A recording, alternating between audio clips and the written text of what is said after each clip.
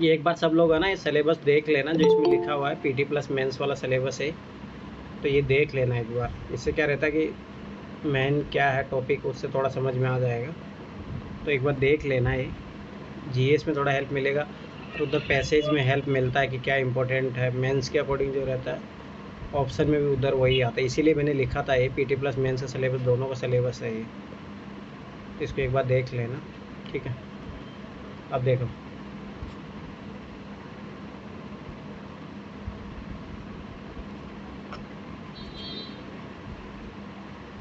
देखो मैथ के टॉपिक जो इम्पोर्टेंट थे वो मैंने बता ही दिए थे, ठीक है। अब अपन रीजनिंग के कुछ कुछ टॉपिक देख लेते हैं। रीजनिंग के मान के चलो 15 से 20 क्वेश्चन ज़रूर आएंगे, ठीक है।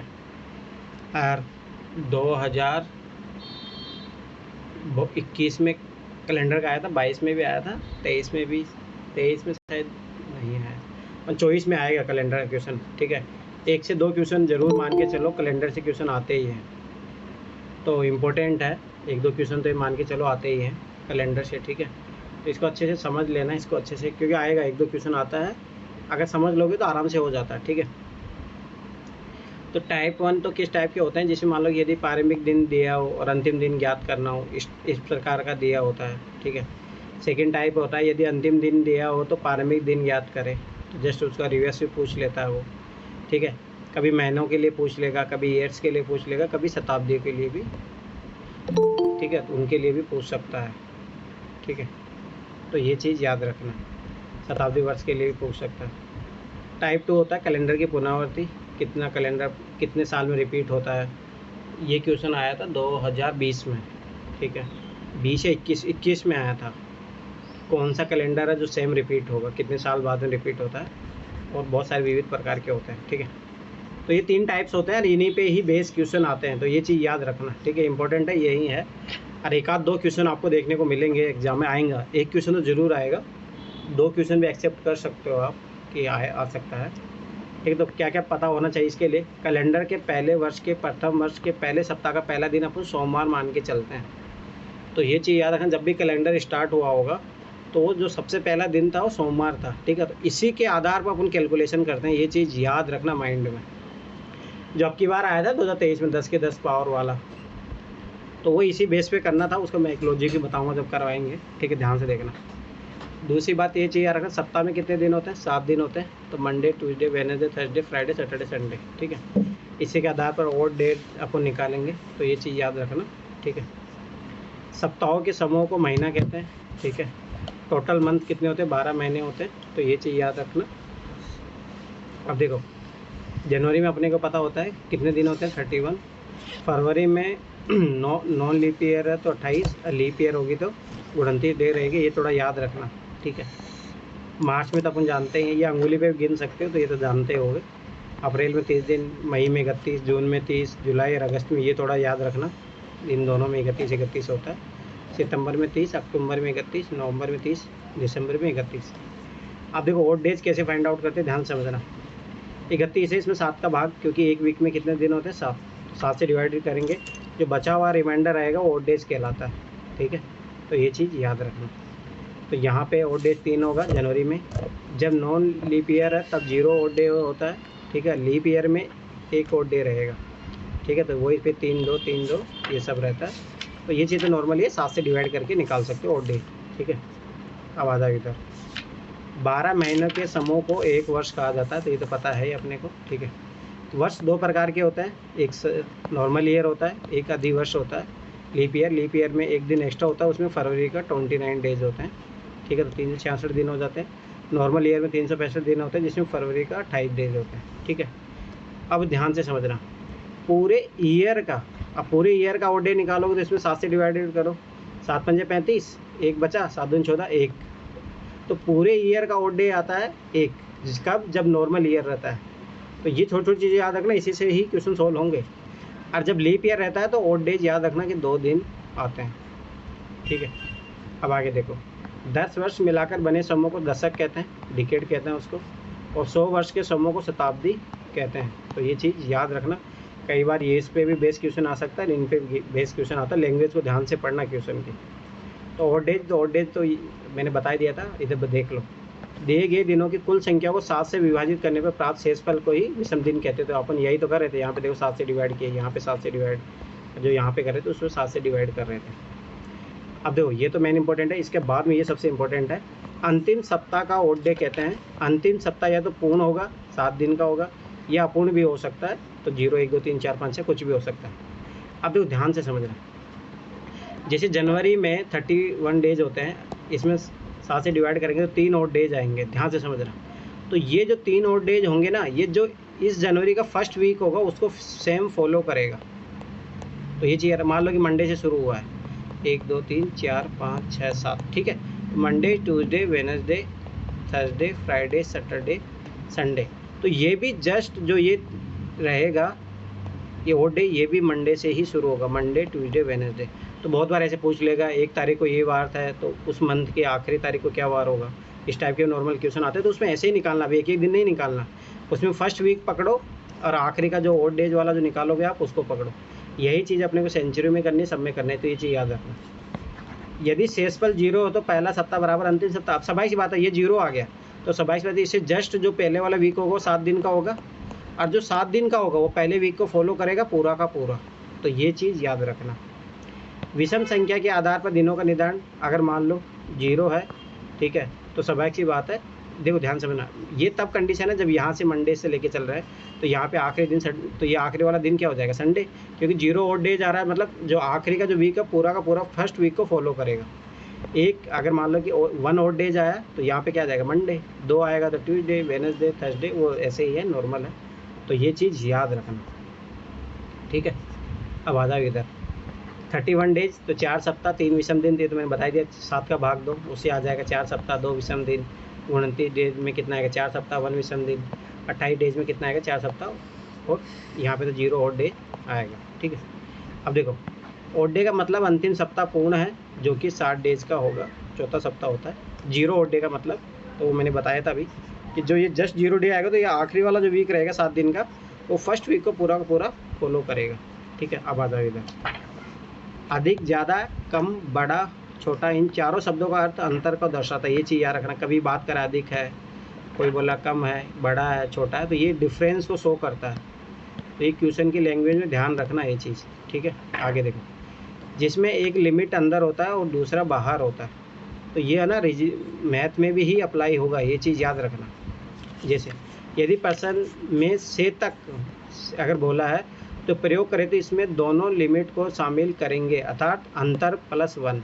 जैसे बोल दे 2 से लेकर 9 तक कितनी संख्या है, तो पहले इनका अंतर निकालेंगे, 7 प्लस एक संख्या इसमें जोड़ेंगे, तो ये चीज़ याद रखना। मतलब इसमें 2 भी काउंट हो जाएगा। हाँ, 2 से मतलब ये भी अकाउंट होगा ना, तो ये चीज़ याद रखना। अगर बीच की बात करें तो दोनों लिमिट बाहर होंगे, अर्थात, ठीक है। 2 से 9 के बीच में कितनी संख्या है, बोल दें 2 से 9 के बीच में कितनी संख्या है, तो इनके बीच में कितनी संख्या रहेगी। अब देखो 9 में से 2 घटाओगे तो कितना है, 7, और 7 में से 1 घटाओगे तो 6, तो 6 संख्या ही तो है इनके बीच में, 6 या ज़्यादा है इसमें 2 से 9 के बीच में, इसमें 7 होगी ना, सही है 6 है, 7 भी तो ये 9 हो जाए, हाँ 9 हो जाएगी ना 7 भी। बताओ, 3 4 5 6 7 8, 6 ठीक ठीक है, समझ में आया ना। तो ये चीज़ याद रखना। अगर बीच की बात करें तो जिसमें दोनों लिमिट बाहर होंगे, याद रखना ये चीज़, तो दोनों को अपन 2 को भी निकाल देंगे, 9 को भी निकाल देंगे। जो बची हुई रहेगी तो पहले इनको डिफरेंस निकाल दो, डिफरेंस में से 1 घटा दो। तो ये तरीका, ये दोनों याद रखना। इसे एक आध क्वेश्चन लैंग्वेज से फंसाता है यूपीएससी, ठीक है। जैसे उदाहरण 10 से लेकर 30 तक कुल कितनी संख्या है, 10 से लेकर 30 तक, तो पहले डिफरेंस ज्ञात करेंगे, 20 पे 1 जोड़ देंगे, और बोल दे 10 से 30 के बीच में कुल कितनी संख्या है, तो ये चीज़ याद रखना, 1 घटाएंगे। तो ये चीज़ याद रखना, ठीक है। ये लैंग्वेज वाला क्वेश्चन आता है, और एक आध ध्यान से यूपीएससी का ना क्वेश्चनों में यही चीज़ याद रखना, लैंग्वेज को अच्छे से पढ़ना, ठीक है। अब ये तो अपन महीने के लिए ओड डे पढ़ लिए थे, ठीक है। अब ओड डे फॉर वर्ष के लिए, ईयर्स के लिए, और शताब्दी वर्ष के लिए क्या होता है, तो शताब्दी वर्ष भी अपन जो पढ़ेंगे, ध्यान से देखना। अब यहाँ से क्वेश्चन बनने का चांस रहता है। वर्ष के लिए क्या होता है, लीप वर्ष को पहचानने का तरीका यह है कि उस वर्ष को 4 से भाग दिया जाए, और यदि शेषफल 0 आए तो वह वर्ष लीप वर्ष होगा। जैसे 96 में 4 का भाग दो, पूरा पूरा जा रहा है, तो ये लीप ईयर होगा, ठीक है। पर याद रखना शताब्दी वाले में नहीं होगा, तो वो चीज़ भी आगे आएगा शताब्दी के लिए। शताब्दी वर्षों में वर्ष को 4 के स्थान पर 400 से भाग देकर देखना चाहिए और जिसे शेषफल शून्य प्राप्त हो उसे लीप वर्ष कहा जाएगा। देखो अर्थात 1700, 1800, 1900 सभी सामान्य वर्ष है, न कि लीप वर्ष। लीप वर्ष कहलाते हैं 400 जो मल्टीपल होंगे वो सब लीप ईयर कहलाएंगे। तो ये चीज़ याद रखना, ये दोनों इम्पोर्टेंट चीज़ है, ठीक है। अब आगे देखो, पहले 100 वर्षों में, अभी देखो ये चीज़ याद रखना तभी बहुत फास्ट होगा क्वेश्चन। अगर ये चीज़ें सब याद रहेगी तो बहुत आराम से हो जाएगा क्वेश्चन। पहले 100 वर्षों में 100वां वर्ष एक शताब्दी वर्ष है जो कि सामान्य वर्ष है, ठीक है। क्यों सामान्य वर्ष क्यों है? क्योंकि 100 में 400 का भाग नहीं जाता, ठीक है। जिसमें अधिवर्षों की संख्या 24 होगी, ठीक है। लीप ईयर कितने आएंगे उसमें? 24। कैसे आएंगे ध्यान समझना। अब देखो 4 का अगर पाड़ा बोलोगे तो 4 इंटू 10 कितना हो गया? 40। 4 इंटू 20 करोगे तो कितना हो गया? 80। फिर देखो आखिरी में 84, 88, 92, 96, तो टोटल कितने हो गए? 24। तो 24 लीप ईयर आएंगे, ये चीज़ याद रखना, ठीक है। 24 लीप ईयर होंगे, अधिवर्ष का मतलब लीप ईयर है, ठीक है। क्योंकि अंतिम वर्ष 4 वर्ष नॉर्मल ईयर है, जबकि 4 वर्षों के समूह में 3 नॉर्मल ईयर और 1 वर्ष अधिवर्ष होता है, जो कि 96 वर्ष तक होंगे।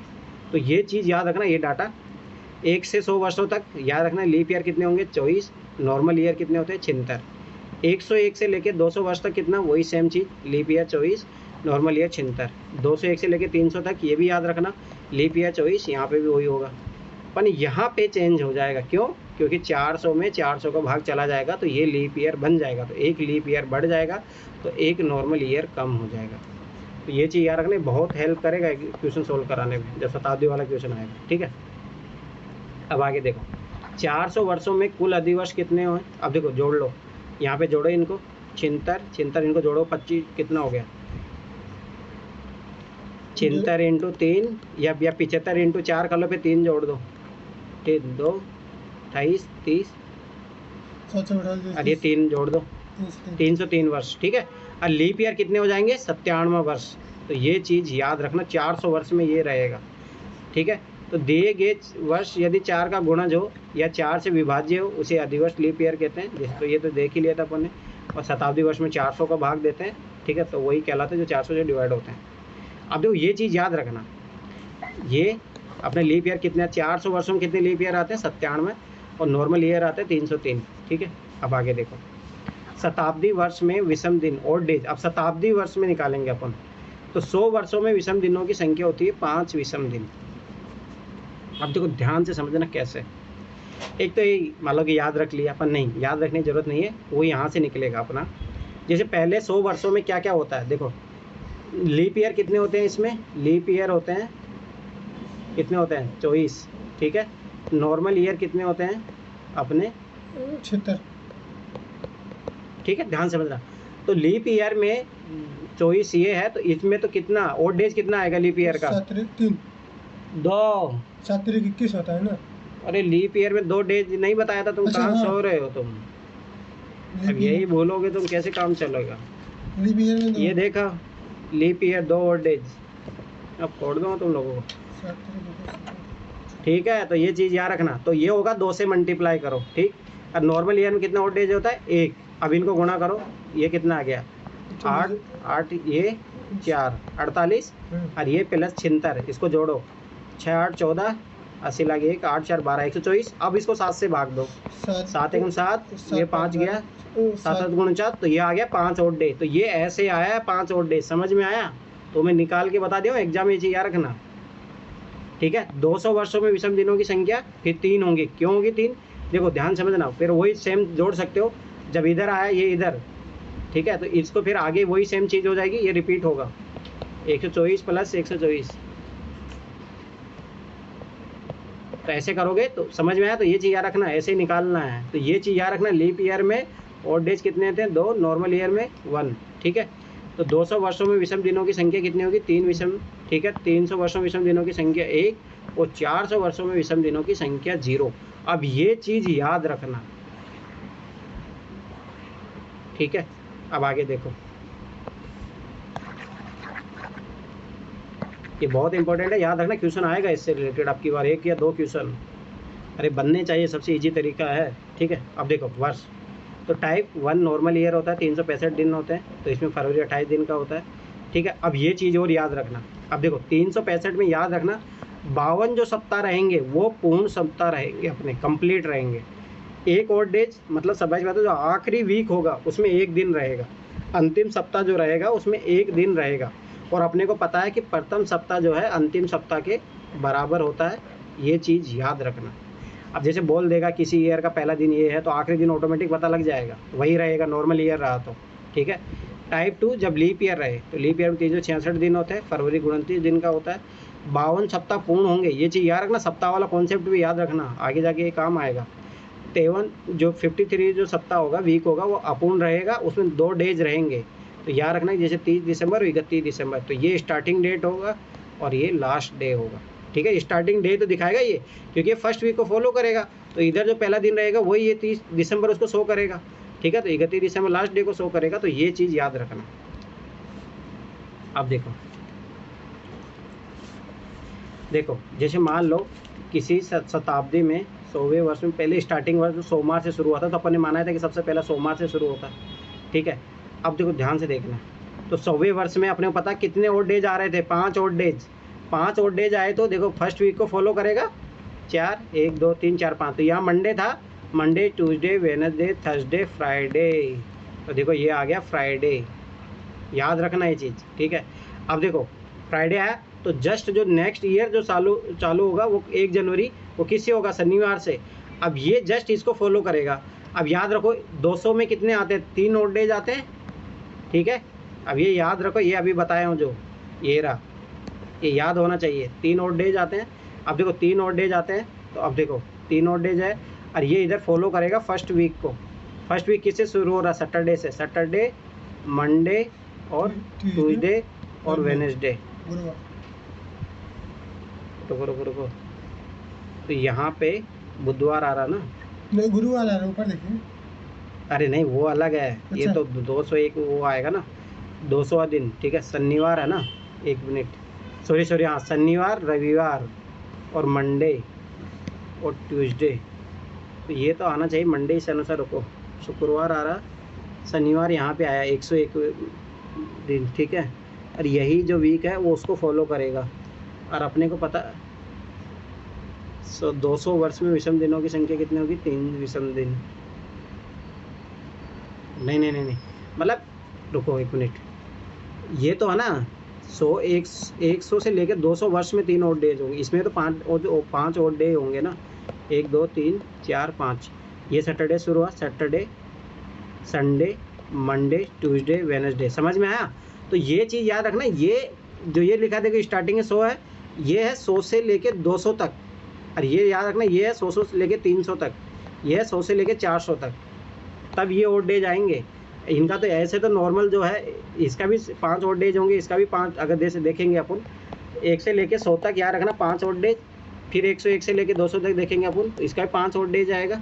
ठीक है, और इधर 201 से लेके 300 तक देखेंगे तो इसका भी 5 और डेज आएगा। जी, अगर अंतर 100 वर्षों का आ रहा है तो विषम दिन 5 होगा, अगर अंतर 200 का दिन वर्षों का आ रहा है तो अंतर 3 विषम दिन का होगा, यही कह रहे हैं आप? अरे नहीं, देखो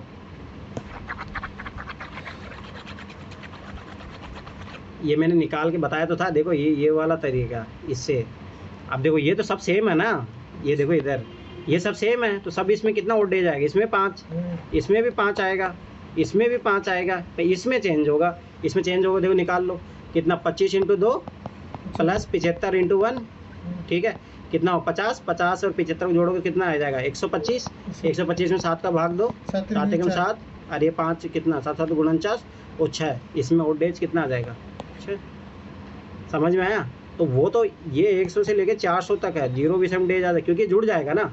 अभी जोड़ लो ना, देखो इसमें कितना आ रहा था, अगर मान लो 1 से लेके 100 तक देखते हैं तो 5 और डेज आया इसमें।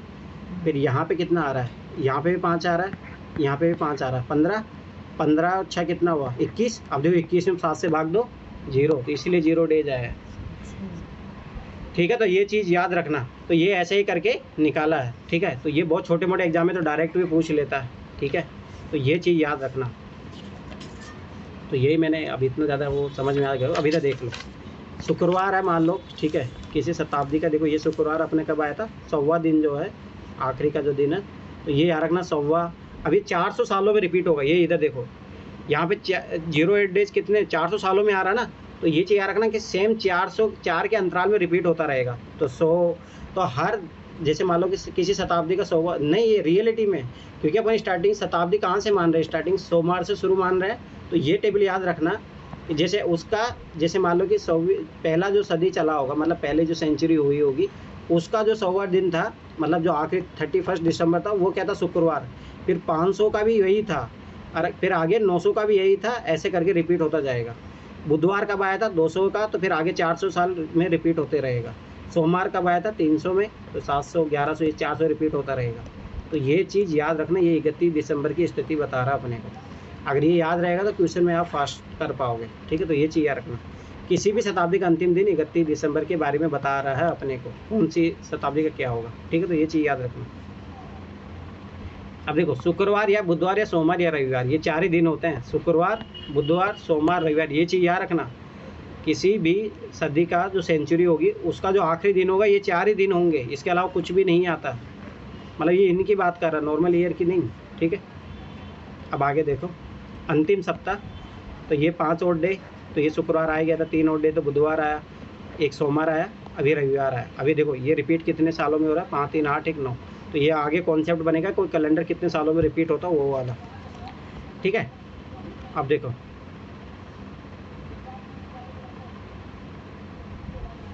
ठीक है, तो ये चीज़ याद रखना, किसी शताब्दी का अंतिम दिन जो है ये आता है, ठीक है। जैसे मान लो 26 जनवरी 1950 का निकालना है अपने को, ध्यान से देखना।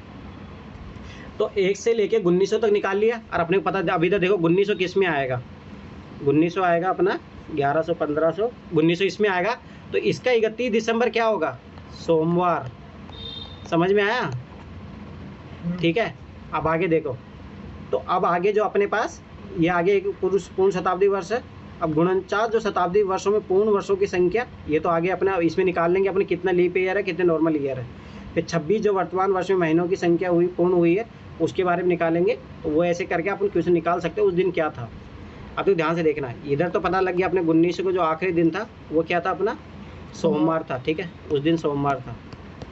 अब आगे देखो, तो जस्ट एक जो तारीख 1901 जो आएगा, उसका एक वहाँ पे क्या हो जाएगा, मंगलवार था। अब देखो 49 वर्ष जो है, ये कंप्लीट वर्ष है, याद रखना कंप्लीट वर्ष लेना, क्योंकि 1950 तो चल रहा है, तो 1900 देखो इसमें कितने लीप ईयर रहेंगे, लीप ईयर 12, 12 चौका 48, ठीक है। तो 12 × 2, तो 12 ये है, तो 37 नॉर्मल है, 37 × 1, ठीक है। तो अब इनको देखो जोड़ो, 24 + 37, 7, 4, 11, 2, 3, 5, 6, ठीक है। तो 7 से डिवाइडेड करो, 7, 8, 56, 5 और डे जाएगा, ठीक है। अब देखो ध्यान समझना, इधर मंगलवार था, मंगलवार, बुधवार, गुरुवार, शुक्रवार, शनिवार, तो ये क्या दिन आया अपना, शनिवार, ठीक है। अब ये देखो, ये महीने के कितने दिन बचे हैं यहाँ पे, 26 दिन, तो 26 दिन का और डे निकालो, 26 7 या 21, इसके 5 और डे जाएंगे, 1, 2, 3, 4, 5, ठीक है। अब देखो ये शनिवार आया अपना, तो ये आखिरी अपना आया था, तो वहाँ पे क्या आएगा, 5 5 जुड़ जाएगा, 5 5 10, नहीं, इसका अपन अगला दिन निकालेंगे ना। ये जब ये शुरू होएगा, 1950 शुरू होएगा 1 जनवरी को, तो वो निकालेंगे ना।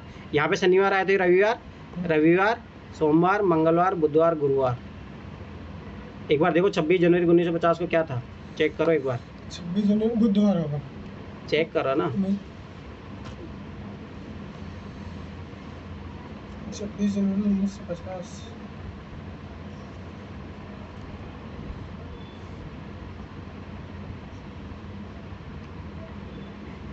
चेक किया किसी ने, अमित?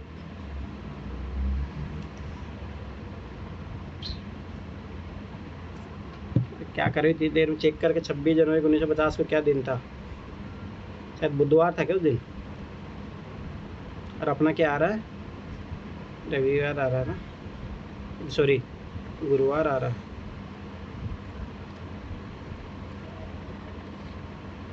गुरुवार सही है ना, सही है अपना। फिर 26 जनवरी 1950 कौन सा डे है उस दिन, गुरुवार है ये सर। सही है।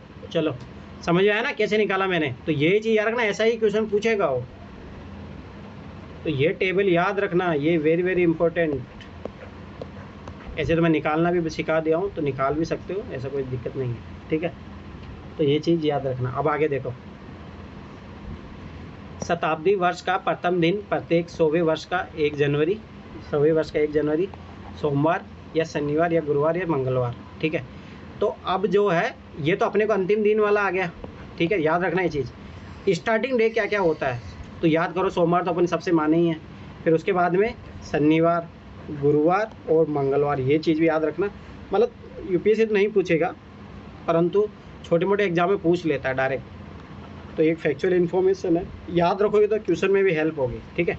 अब एक अगला कॉन्सेप्ट है रिपीटेशन ऑफ कैलेंडर, जो आपकी 2021 में आया था, 2021 में आया था, हाँ 2021 में आया था। डायरेक्ट क्वेश्चन पूछा था उसने कि जो 10 दिसंबर को एग्ज़ाम हुआ था और वही कैलेंडर कितने साल बाद में रिपीट होगा, तो 7 साल बाद में से रिपीट था, 8 या 7 साल में, ठीक है। तो ये चीज़ याद रखना।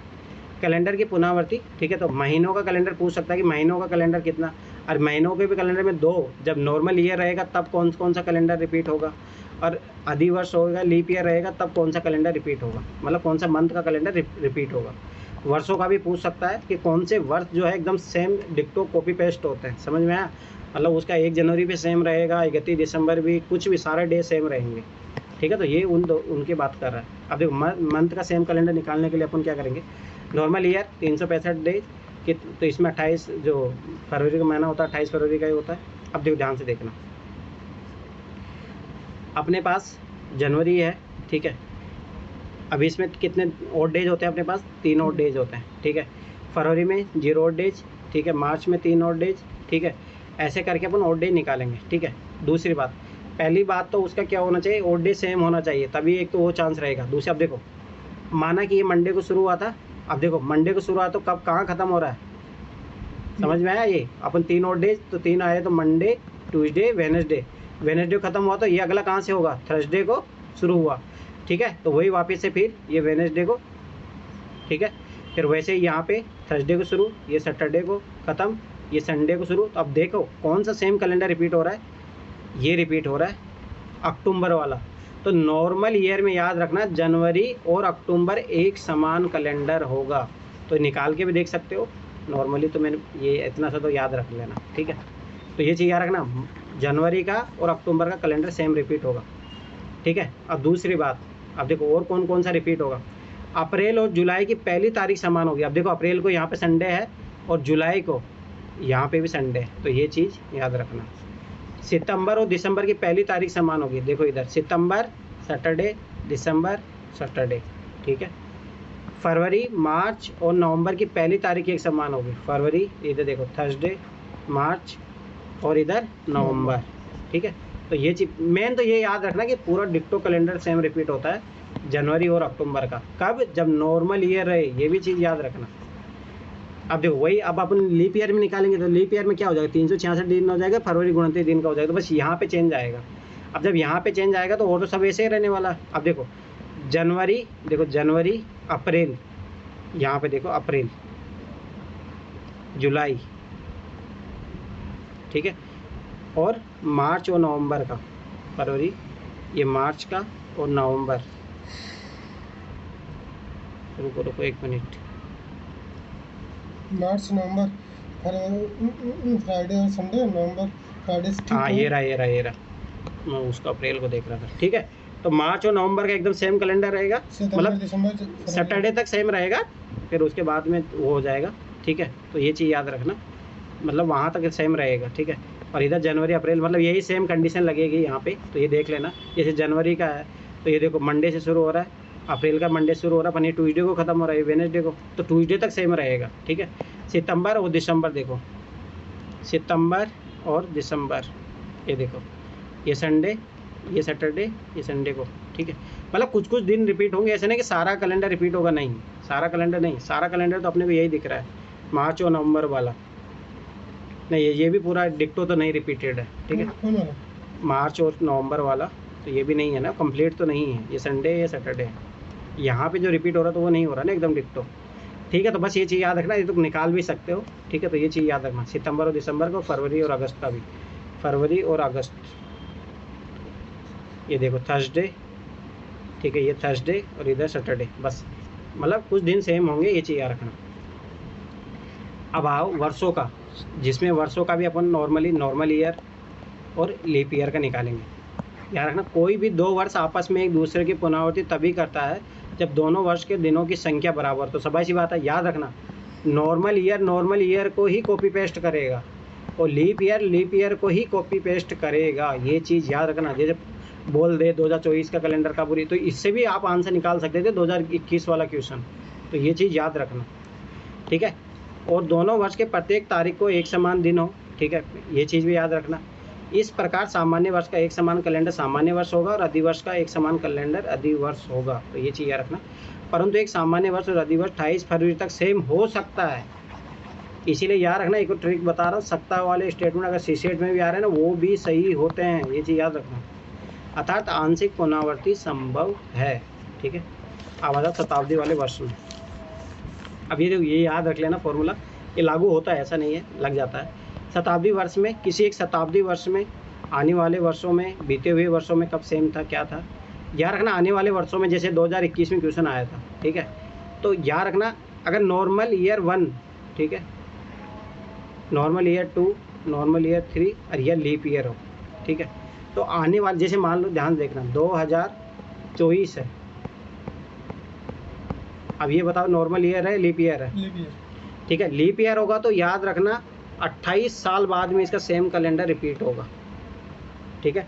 और जो इसका जो पिछला जो सेम कैलेंडर है वो -28 कर दो, तो मतलब 1996 के समथिंग ये रिपीट हुआ था कैलेंडर, ठीक है। तो ये चीज़ याद रखना। अब देखो, ये हो गया 2021, ये है नॉर्मल 1, 2022 नॉर्मल 2, 2023 नॉर्मल 3। तो ये चीज़ याद रखना।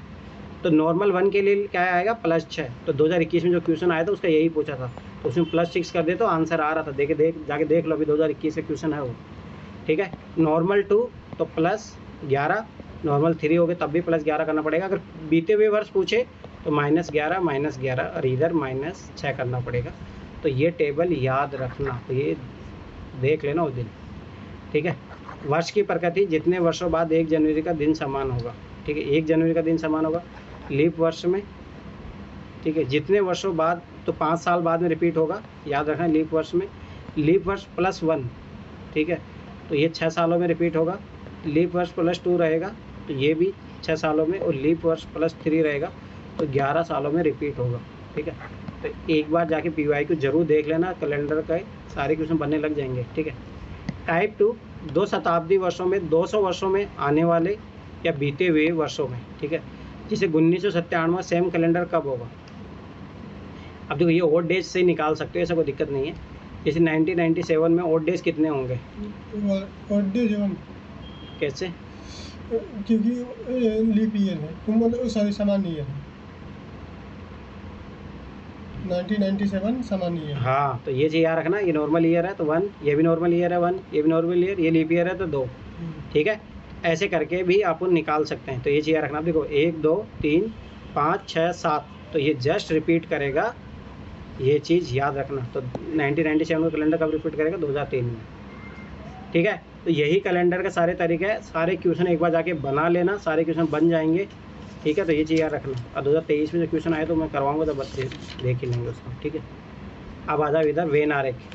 वेन आरेख से एक चीज़ याद रखना, जो इसकी थ्योरी है, कम से कम ये मान के चलो, एक तो वेन आरेख वाला डायरेक्ट क्वेश्चन आता है, जो डाटा वाला क्वेश्चन आता है, और एक आता है थ्योरी वाला बंदर, ये सब सारी चीज़ें।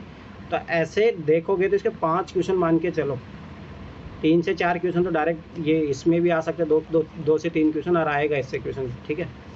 तो इसमें सबसे पहले इंपॉर्टेंट है कि समझना पड़ता है कि केवल ओनली वर्ड बोल रहा तो समझ लेना। देखो यही फिर GS में ट्रिक क्यों लगता है, ये चीज़ याद रखो।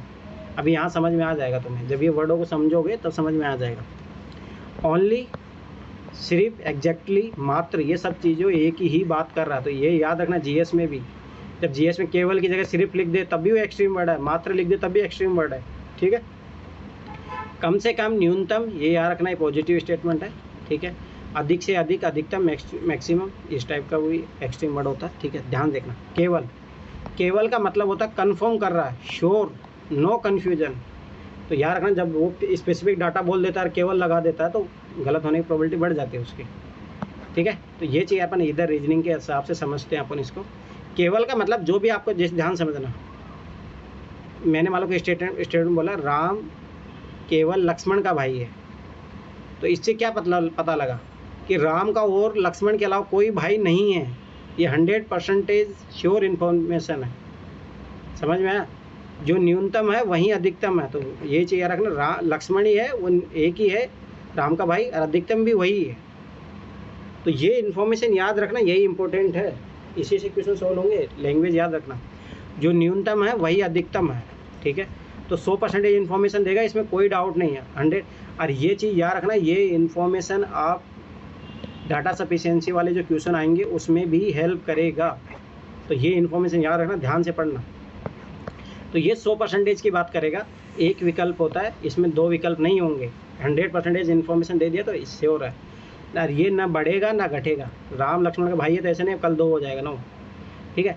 अगर कथन सकारात्मक हो तो केवल हमेशा नकारात्मक के बारे में बताता है। तो देखो ध्यान देखना, जैसे मैंने बोला राम का केवल लक्ष्मण भाई है, ठीक है, ध्यान से समझना।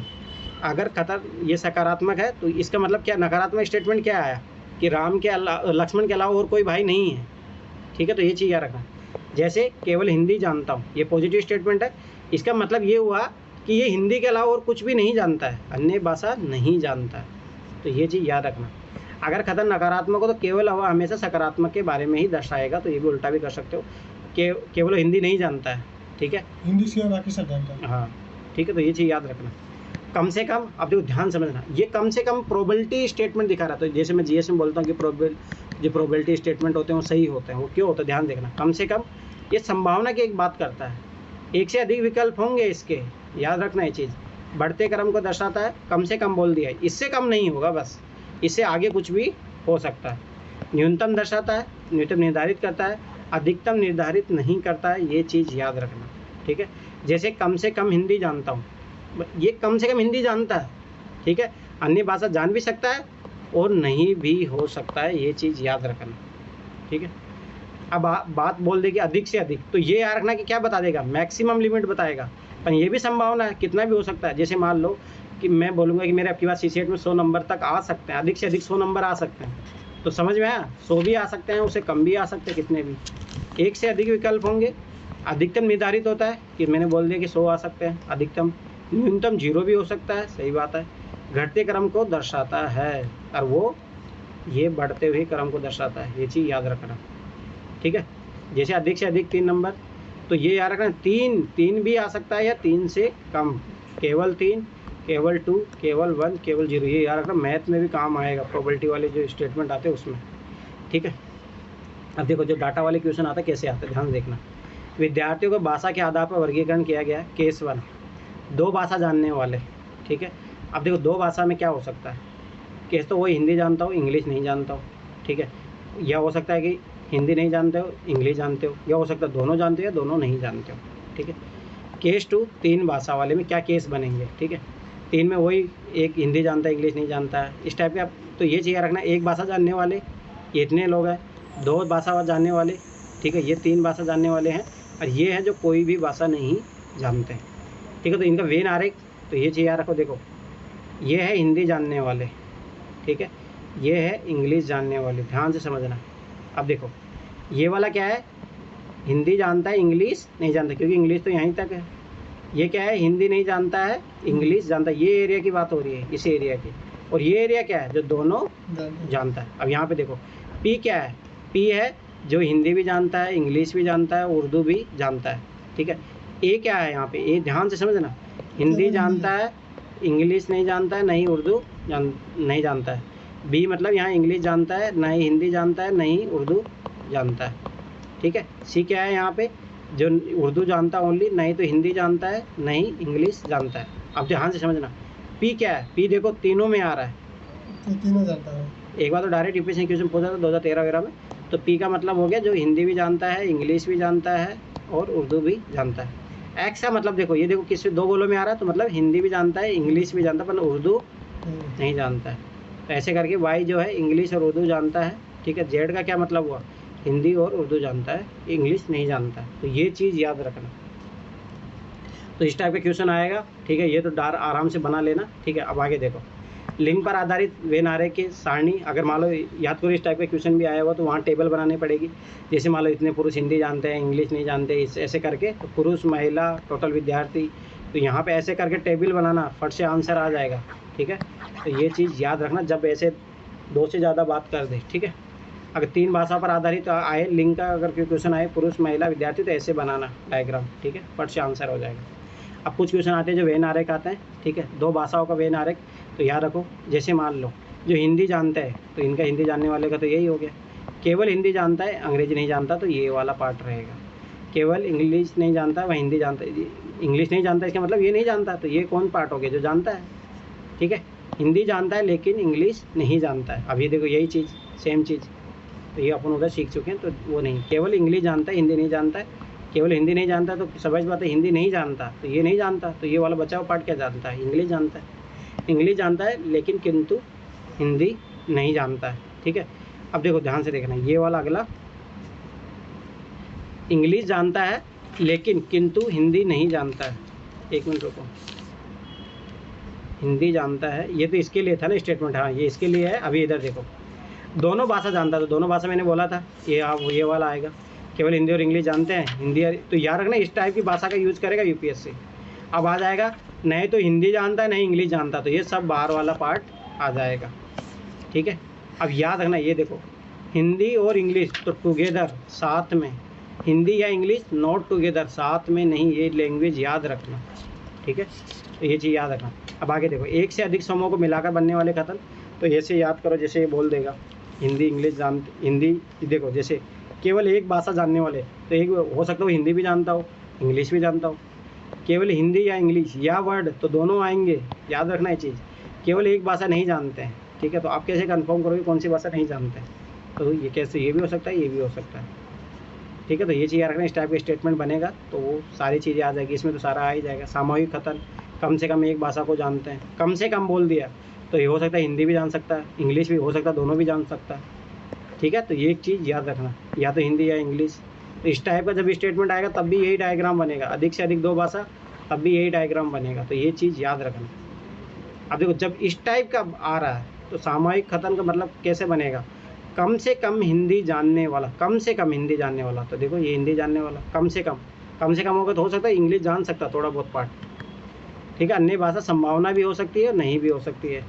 हिंदी पसंद करने वाले, केवल हिंदी पसंद करने वाले प्लस दोनों। अब देखो ये तो जो पार्ट है हिंदी पसंद करने वाला, ये प्लस दोनों पसंद करने वाले लोग हैं। अब वही सेम चीज़ इंग्लिश के लिए हो जाएगी, ठीक है।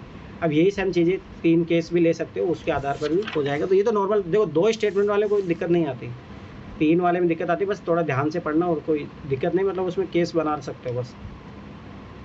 तो ये चीज़ याद रखना, इस टाइप की लैंग्वेज देगा वो क्वेश्चन में, ठीक है। तो ये क्वेश्चन देखोगे तब समझ में आएगा। तो यहाँ तो इतना थ्योरी है, बस ये डायग्राम से समझ सकते हो।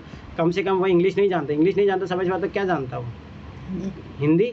दूसरी बात, और अदर भाषा के बारे में तो नहीं जानता ना, कंफर्म कर दिया ना, कम से कम इंग्लिश नहीं जानता, तो अदर भाषा के बारे में अपने को इन्फॉर्मेशन नहीं है ना, तो अदर भाषा हो सकता है जानता हो, ठीक है। केवल इंग्लिश नहीं जानता है, दोनों नहीं जानता है, ठीक है। इंग्लिश नहीं जानने वाले, बस यहाँ पे ये लिखेंगे। आपको मान लो हिंदी नहीं जानने वाले, तो ये चीज़ याद रखना बस, ठीक है। अब ये 2 केस, तो ये मैंने बताया, कम से कम एक विषय में उत्तीर्ण, तो इस टाइप का याद रखना, कम से कम एक विषय में अनुत्तीर्ण, ठीक है, दोनों में फेल होने वाला। तो ये डायग्राम याद रखना, जब फेल होने वाला का बनाओ तो ऐसा डायग्राम बनाना, पास होने वाले का हो तब ऐसा डायग्राम बनाना। ये चीज़ रखना, ये पास होने वाले बाहर रखना, फेल होने वाले में ये पास वाले जो रहेंगे वो बाहर रहेंगे। अब आता 3 भाषाओं का वेन आरेख। अब ध्यान से देखना, इसमें वही सब सारी चीज़ें हैं। अब यहाँ पे देखो, ये हिंदी जानने वाले हो जाएगा, केवल हिंदी जानता है। फिर अगला आएगा केवल इंग्लिश जानता है, देखो इंग्लिश इसमें आ रहा है, तो ये मैंने बता ही दिया। केवल उर्दू जानता है, तो ये सारा मैंने बता दिया था उस टाइम। इसमें क्या होगा, हिंदी और इंग्लिश जानता है, केवल हिंदी और इंग्लिश जानता है, ठीक है। इसमें देखो केवल इंग्लिश और उर्दू जानता है, इधर इसमें क्या आएगा, हिंदी और उर्दू जानता है, ठीक है। तो वही नॉर्मल चीज़ है, ठीक है। ये इसमें क्या, तीनों भाषा जानने वाले लोग, ठीक है। इसमें देखो तीनों भाषा नहीं जानते, तो समझ बात बाहर वाला पार्ट आ जाएगा, ठीक है। अब सामूहिक कथन बनेगा तब देखो केवल एक भाषा जानने वाला तो ये भी हो सकता है, ये भी हो सकता है, ये भी हो सकता है, ठीक है। पर केवल वर्ड बोल दिया तो स्पेसिफिक बोल दिया, कोई दो भाषा वाला नहीं आएगा, ये नहीं आएंगे, ये चीज़ याद रखना। केवल 2 भाषा जानने वाले तो 2 भाषा देखो यही वाला 2 ये वाला। अब 3 वाला बोलेगा कम से कम 2, तो कम से कम में 2 में ये भी 2 वाले भी आ जाएंगे और 3 वाले भी आ जाएंगे, ठीक है। तो ये चीज़ याद रखना। का मतलब गुणा होता है, याद रखना। या का मतलब जोड़ होता है, ठीक है। तो मैंने बोला था अनुत्तरण के लिए ये वाला डायग्राम प्रयोग करना।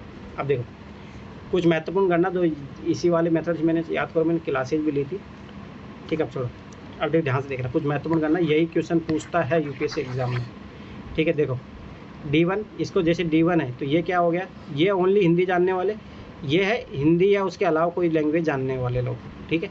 ये ओनली इंग्लिश जानने वाले लोग, ये है इंग्लिश और उसके अलावा लैंग्वेज जानने वाले। तो इसको जो सामूहिक रूप से अपन बोलेंगे D3, ये है D1, ये पूरा गोला है D1, ये है D2, ठीक है।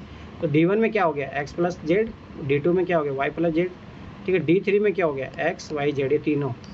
ये है इसका स्टेटमेंट क्या होगा, कम से कम एक भाषा जानने वाले। अब देखो इसका मतलब है स्वाभाविक सी बात है, ये 100% से ज़्यादा होगा, क्योंकि ये स्वाभाविक बात है। ये देखो ये 2 बार पार्ट जुड़ गया ना, ये वाला डेढ़ वाला भाग, ठीक है। तो ये चीज़ याद रखना।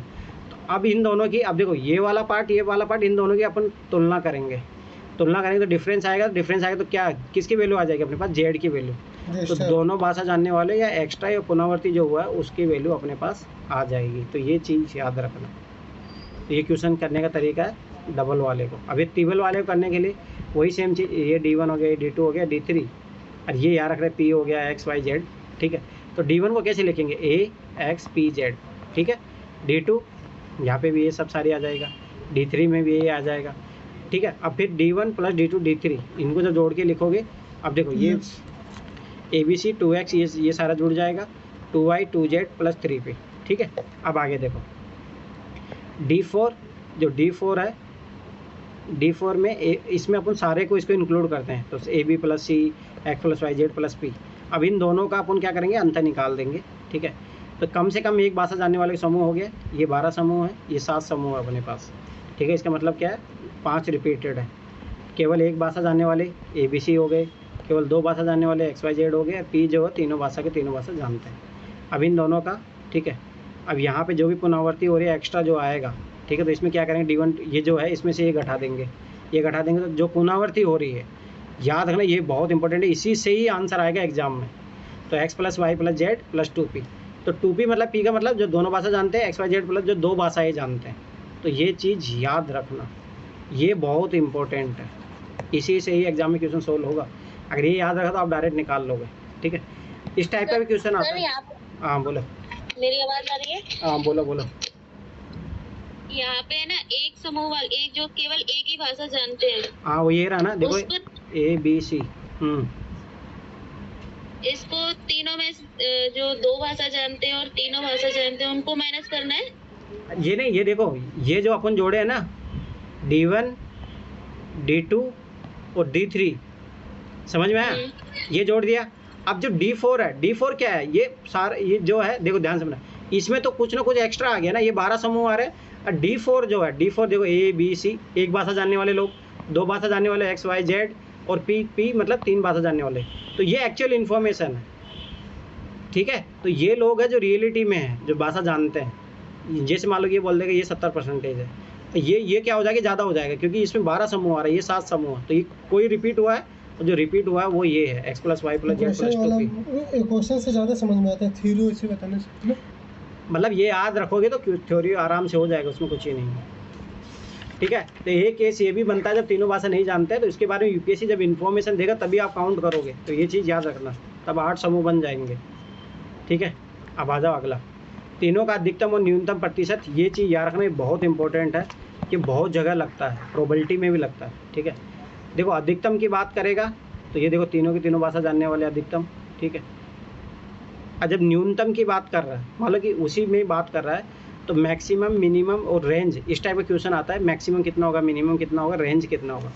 अब देखो ध्यान से देखना, तीनों प्रतिशत में जो सबसे छोटा प्रतिशत है वही तीनों का अधिकतम प्रतिशत को दर्शाता है। अब देखो अगर ये पूछ ले इस टाइप का दे दे और इसमें बोल दे कि मैक्सिमम क्या है, तो सबसे कम प्रतिशत है वही सबसे ज़्यादा मैक्सिमम होगा, ठीक है। न्यूनतम प्रतिशत के लिए क्या करना पड़ेगा, डिफरेंस करना पड़ता है। ध्यान से समझना इसको। न्यूनतम प्रतिशत का नियम क्या होता है, सबसे पहले किसी दो वर्ग को एक साथ लेंगे, मान लो इनको मैं दोनों को ले लिया, और उसके दोनों को न्यूनतम प्रतिशत ज्ञात करेंगे। इन दोनों में कौन न्यूनतम है, 65, ठीक है। 100 प्रतिशत ज्ञात करेंगे 100% के संदर्भ में। अच्छा 100%, तो ये कितना आएगा, 30 आएगा। ये कितना आ रहा है, 35। तो न्यूनतम कितना होगा, ठीक है, वो हो गया। जैसे मान लो इन दोनों को लिया, एक मिनट सही है। ठीक है, नहीं इधर देखो, इसमें क्या करोगे, सबसे पहले इन दोनों को जोड़ोगे आप, ठीक है। जोड़ोगे कितना है, 135, ठीक है। फिर इसको 100 के संदर्भ में करो, तो 100 में से माइनस करोगे कितना आएगा, 35%। अब जो अगला है उससे कंपेयर करना पड़ेगा। अब देखो 65 70 ले लिए, अब 75 जो है उसके साथ कंपेयर करोगे आप इसको। तो इन दोनों को जोड़ो, ठीक है, इन दोनों को जोड़ो कितना है 110, फिर 100 से कंपेयर करो, तो ये आएगा अपना मिनिमम वैल्यू। तो ये चीज़ याद रखना। रेंज बोल दे तो मिनिमम से मैक्सिमम तक, मैक्सिमम वैल्यू तो अपने को पता ही है, जो इनमें सबसे मिनिमम होगा वो मैक्सिमम कहलाएगा। और मिनिमम निकालने के लिए पहले इनको दोनों को जोड़ेंगे, फिर 100 से उनका डिफरेंस करेंगे, फिर जो आएगा उसको यहाँ लिखेंगे, फिर उसका दोनों का डिफरेंस जोड़ के फिर 100 से वो कंपेयर करेंगे, वो मिनिमम अपना आएगा, ठीक है। तो ये चीज़ याद रखना। ये तो नॉर्मल है, छोड़ो, ये अपना काम का नहीं है, ये तो मैंने ऐसे एक्स्ट्रा लिखा था, एक बार देख लेना, छोड़ो, ये काम का नहीं है, ये कोई काम का नहीं है। ये तो इस टाइप का तो समझ ही चुके हैं, छोड़ो, आ जाओ इधर आ जाओ। अब ये चैप्टर खत्म। रिलेशन बिटवीन, ये इम्पोर्टेंट है, ठीक है। रिलेशन, ये क्वेश्चन आता है, याद करो जो, ठीक है। सही संबंध होगा जो ज्ञान पर आधारित होगा, ये चीज़ याद रखना पहली बात। वो फालतू इमेजिनेशन नहीं करना आपको, जो ज्ञान है उसके आधार पर। आधार क्या रहेंगे, पहचान करना, उसका गुण क्या है, फंक्शन क्या है, ठीक है। जैसे a बराबर 1 2 3, ठीक है, b बराबर 1 2 3 4, ठीक है। तो इनका संबंध क्या है, ठीक है। सभी आल क्या रहेंगे, पूर्ण। अब देखो ध्यान से देखना, a जो है पूर्ण रूप से b में है समाहित, ठीक है।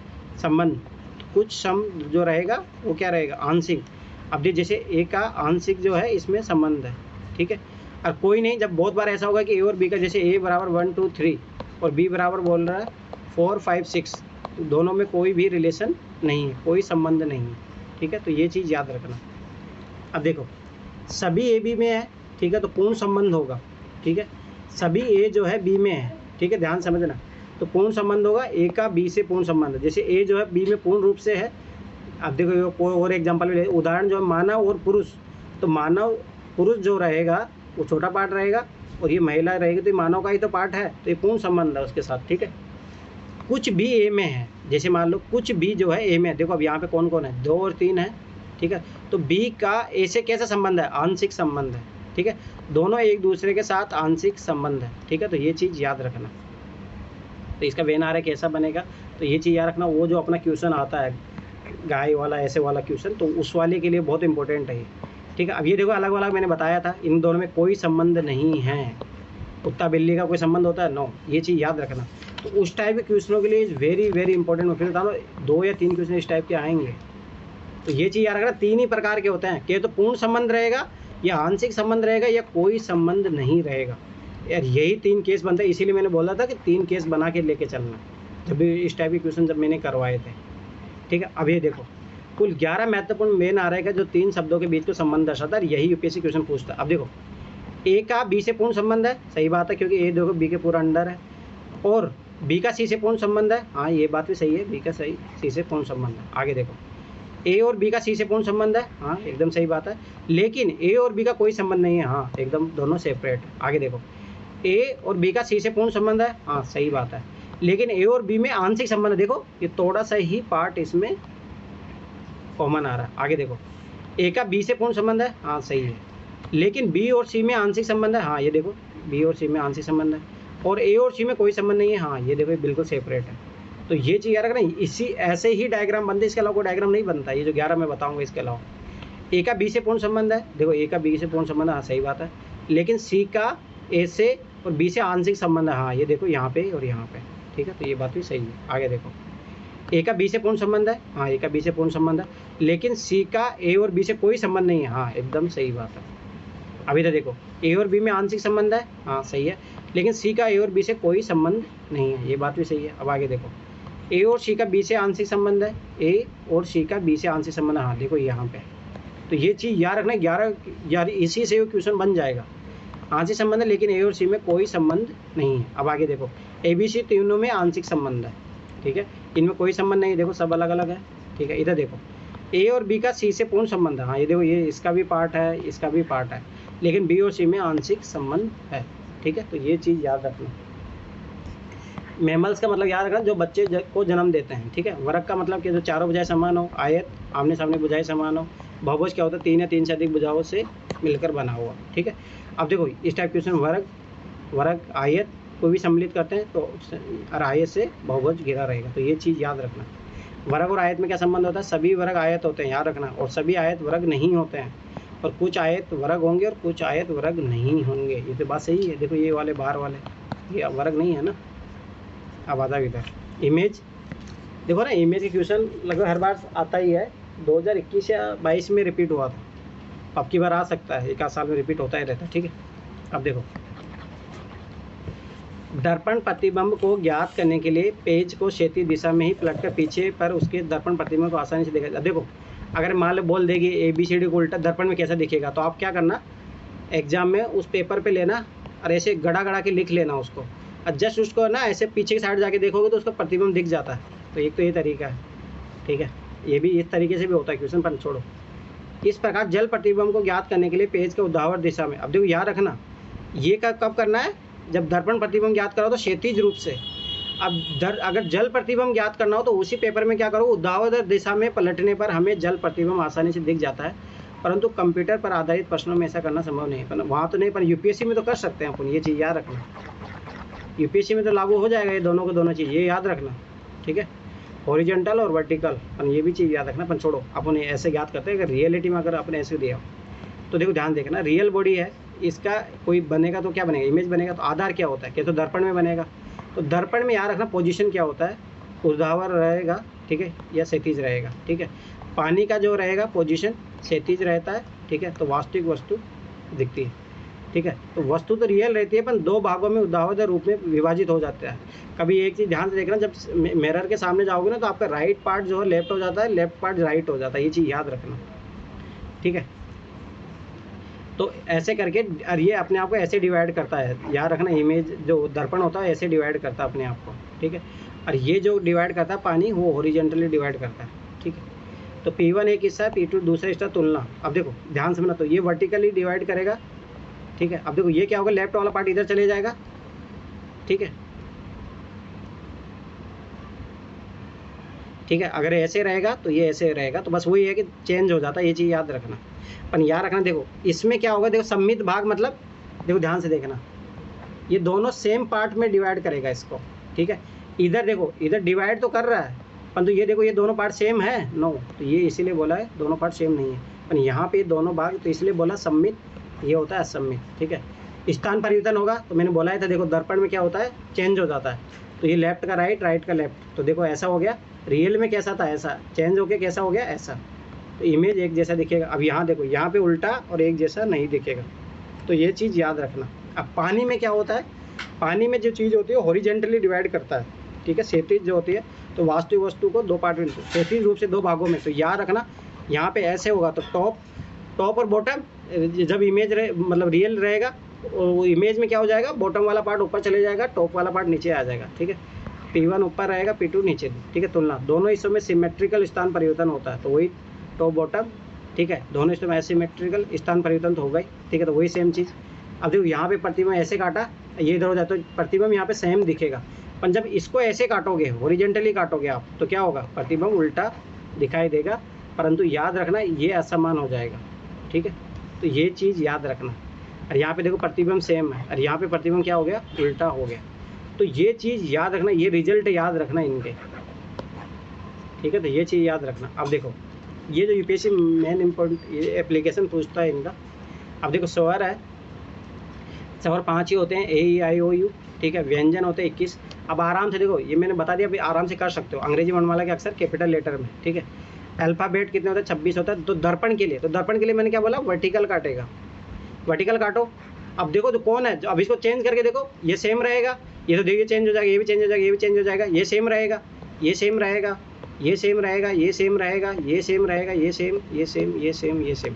अब ये पता होना चाहिए कुल 11 अक्षर है जो दर्पण में सेम दिखता है, वो कौन कौन है? ए है, एच है, आई है, एम है, ओ है, टी है, वी है, यू है, वी है, डब्ल्यू, एक्स, वाई। अब ये याद रखना, यूपीएससी यही में पूछ लेता है, डायरेक्ट पूछ लेता है। पूछ लेगा कितने स्वर है जो सेम दिखाई देते हैं, कितने व्यंजन है जो सेम दिखाई देते हैं, कितने हैं जो सेम नहीं दिखाई देते। यही क्वेश्चन पूछता है यूपीएससी। देखो आइए 2010 में ये पूछा डायरेक्ट, ठीक है। यूपी 2022 में ये पूछा कितने सेम नहीं है, तो स्वाभाविक सी बात है 11 सेम है तो कितने, 26 में से 11 घटा दो, कितने हो गए? 15 उल्टे दिखाई देते हैं। अब देखो 2022 में यही पूछा, इसलिए मैं बोला अब की बार आएगा क्वेश्चन 2024 में। एक क्वेश्चन तो पक्का मान के चलो इससे। स्वर, अब देखो 5 स्वर होते हैं जिसमें याद रखना 4 सेम दिखते हैं। कौन कौन से? देखो ए, आई, ओ और यू। कौन नहीं दिखता है? ई सेम नहीं दिखाई देता। स्वाभाविक बात है, ई तो ऐसे पलट जाएगा ना, तो नहीं दिखेगा। तो अब ये चीज़ याद रखना, अगली बार ये क्वेश्चन पूछ सकता है, 2022 में ये पूछा था, ठीक है। तो 4 स्वर एक समान दिखाई देते हैं दर्पण में, ए, आई, ओ, यू, ठीक है। 7 व्यंजन एक समान दिखाई देते हैं। अब देखो ये आरएस 2023 में ये क्वेश्चन पूछा ही था, दर्पण में H, M, T, V, W, X, Y. और वही व्यंजन जो एक समान नहीं दिखते, ये आपकी बार यूपीएससी में पूछ सकता है। तो ये चीज़ याद रखना, 14 जो है सेम नहीं दिखते हैं, तो ये चीज़ याद रखना। अब आ जाओ पानी के संदर्भ में। पानी में कैसा है? वो हॉरिजॉन्टल काटेगा, बस हॉरिजॉन्टल। देखो अब कौन कौन सेम होगा? देखो बी, अब इसको पलटो, बी तो वैसा ही दिखाई देगा, सी भी वैसा ही दिखाई देगा, D B, E B, H B, I B, K B, O B और एक्स बी। अब देखो ध्यान से समझना, इन दोनों में जो कॉमन है वो भी यूपीएससी पूछ सकता है, तो ये चीज़ याद रखना। तो कुल 9 अक्षर है जो पानी में सेम दिखते हैं, याद रखना। उधर कितने थे? 11 थे। बी, सी, डी, ई, एच, आई, के, ओ, एक्स। ये एग्जाम से एक दिन पहले वो 2 घंटे में पढ़ लेना, आएगा क्वेश्चन, एक बार आपकी बार देख लेना। अब देखो नोट सेम इन वाटर, कितने? 26 में 9 घटा दो, कितने हैं? 17 सेम दिखाई नहीं देते, 9 सेम दिखाई देते हैं। अब आगे जो स्वर जो सेम दिखाई देते हैं, याद रखो, उधर कितने थे? 4, इधर कितने हैं? 3, उधर ई नहीं था, इसमें ई है। नोट सेम कौन है? ए और यू, याद रखना ये चीज़। व्यंजन जो सेम दिखाई देते हैं वो कितने हो जाएंगे? फिर ये 6 हो जाएंगे क्योंकि 3 ये हो गए, ठीक है। तो नोट सेम कितने हो जाए? 21 में 6 घटा दो, कितना? 15। अब देखो ये वाला इंपॉर्टेंट है, आपकी बात पूछ सकता है। दर्पण और पानी में जो सेम दिखाई देते हैं वो कितने हैं? 4। कौन कौन है? एच, आई, ओ और एक्स। तो ये चीज़ याद रखना। अभी देखो ये रटने वाली, ऐसे तो बना भी सकते हो, एग्जाम में बता दिया हूँ, पर अगर याद रहेगा तो फास्ट कर पाओगे बस। अब देखो 1 सेकंड में बन जाता हो 2022 वाला क्वेश्चन, ये फ़र्क पड़ता है। ये आरएस 2023 में भी आया था। अब आगे देखो, दर्पण है पानी में सेम ना हो, ठीक है, तो 26 - 4 = 22, ठीक है। तो ये चीज़ याद रखना, ठीक है, क्योंकि 4 ही तो सेम है, तो कितने हैं? केवल दर्पण में जो सेम हो तो 7 होते हैं, ठीक है। केवल पानी में जो सेम हो वो 5 है, ठीक है। एक मिनट, केवल दर्पण में जो सेम है 7 है, तो केवल पानी में 4, अच्छा वो थे ना, हाँ, मतलब ये व्यंजन की बात कर रहा है, ठीक है। पर यहाँ पे तो 9 में से 4 है, हाँ 4 है ना, ये तो 3 ही तो है ना। क्या? रुको 1 मिनट, वो दर्पण की बात कर रहा है, पानी की बात कर रहा है, ये तो देखो नहीं, केवल दर्पण में जो सेम है, वो 7 है। दर्पण में जो सेम है, दर्पण में तो देखो ना, दर्पण में 7 व्यंजन एक समान है, ठीक है, तो ये वो 7 है। केवल पानी में जो सेम है, व्यंजन कितने हैं पानी में जो सेम है? 6 है ना। 9 - 3 आएगा, गलती की है मैंने, ठीक है। यहाँ पे 6 लिखो, ये 6 आएगा, ठीक है। तो ये चीज़ याद रखना, या तो पानी में या दर्पण में या दोनों में एक समान हो, तो ये याद रखना 7। ये तो पूरा, रुक जाओ 1 मिनट, 5 कैसे आ रहा है? केवल पानी में, अरे रुक जाओ, गलती कर रहे थे अपन। इधर देखो, ध्यान से समझना, ये क्या बोला? केवल पानी में जो सेम हो, मतलब समझ रहे हो? अब देखो ध्यान से देखना, ये देखो टोटल तो 6 है, ठीक है, व्यंजन जो सेम दिखते हो, ठीक है। अब ध्यान से देखना, ये जो है दर्पण और पानी में जो सेम है, ठीक है, वो एच है, आई है। अब ये यहाँ से कट जाएगा ना, एक एच कट जाएगा तो बचेगा क्या? 5 बचेगा ना, ठीक है, समझ में आया? एक्स तो है नहीं, एक्स भी है यहाँ पे तो, परंतु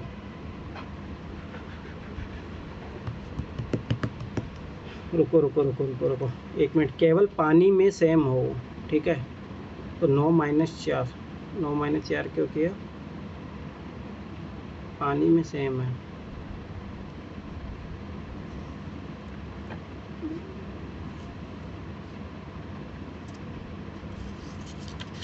हाँ हाँ सही है, रुको रुको रुको 1 मिनट, देखो ध्यान से देखो, केवल पानी में जो सेम है इसका मतलब है, देखो ये टोटल 9 है, ये टोटल 9 है, और ये जो 4 जो क्या है, जो दोनों में सेम है तो वो माइनस करेंगे, तो 9 - 4 और सही है ये, ठीक है। या तो पानी में दर्पण में दोनों में एक समान हो तो ये होंगे 16, तो ये 7 ये हो गए, 5 ये हो गए, ठीक है, और 4 क्या हो गए, ये वाला जोड़ के। केवल दर्पण में एक समान हो वो 5 है, केवल पानी में एक समान हो वो 7 है, ठीक है। तो ये चीज़ याद रखो। तो ये तो इतना नहीं पूछेगा, पूछ भी सकता है, पर तो थोड़ा बस ये आइडिया रखना, मेन तो वहाँ तक है, ठीक है। अब देखो लोग घड़ी में, घड़ी का यूपीएससी क्वेश्चन पूछता, ध्यान से समझना। यदि वास्तविक समय दिया गया हो तो दर्पण में समय कितना दिखाएगा, इस टाइप का क्वेश्चन पूछ सकता है। यदि वास्तविक समय दिया गया हो तो पानी में समय कितना दिखाएगा, ठीक है, एक दर्पण में एक पानी में। यदि दर्पण में समय दिया गया हो तो वास्तविक समय ज्ञात करे, यदि पानी में समय दिया गया हो तो वास्तविक समय ज्ञात करें। अब ये तो उल्टा भी कर सकते हो आप क्वेश्चन को, कोई इशू नहीं है उसमें। अब देखो घड़ी है, अंकों के स्थान की बात की जाती है इसमें। अब देखो ध्यान से देखना, दर्पण है, आपने पता, देखो दर्पण कैसे काटेगा, ऐसे काटेगा, और ये कैसे हो जाएगा, चेंज हो जाएगी, ये रियल इमेज है। अब ये देखो ऐसे चेंज हो जाएगी, तो ये देखो 1 की जगह 11 इधर आ जाएगा, ये सब ऐसे हो जाएगा आराम से, कोई दिक्कत है ही नहीं। देखो 11 इसमें चेंज हो जाएगा, 2 इसमें चेंज हो जाएगा, 3 इसमें, 4 इसमें, ये इसमें तो कोई दिक्कत नहीं है, आराम से क्वेश्चन कर लोगे आप, ठीक है। पानी में कोई दिक्कत नहीं, हॉरिजॉन्टल काटो, ठीक है, हॉरिजॉन्टल काटो तो ऑटोमेटिक वो चेंज हो जाएगा, ये सब इधर उधर हो जाएंगे, ठीक है। 3 और 9 के स्थान में कोई परिवर्तन नहीं होगा, और यहाँ पे 6 और 12 के स्थान में कोई परिवर्तन नहीं होगा। ये तो बहुत ईजी क्वेश्चन है, इसमें कोई दिक्कत नहीं आती, परंतु जब वो मिनट में दे देता है तब ध्यान से देखना। अब देखो ध्यान से देखना, इधर दर्पण में रियल टाइम और जो मेरा टाइम जो होता है उसमें अगर जो है ये टोटल इतना होता है 12 घंटे, ठीक है, और पानी में जो है वो होता है। तो ये चीज़ याद रखना, इसी से क्वेश्चन हो जाएगा।